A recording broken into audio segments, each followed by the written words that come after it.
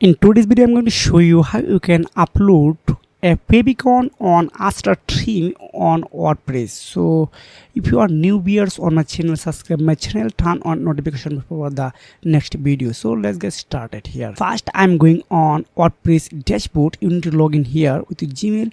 Then once you have done, go to the setting option, then go to general.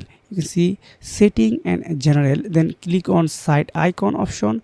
So you need to choose from your PC.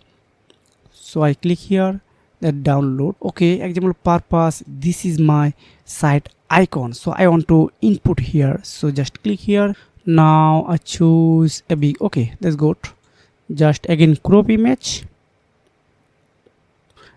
Keep in mind, this is only for example purpose. I created this video, so just click on save changes. So this is already visible for my site here. If I going my site, just right click on, then going my site, you can see it's already working really good. So if you have found this video helpful for you, make sure like and subscribe this channel. See you again, take care, goodbye.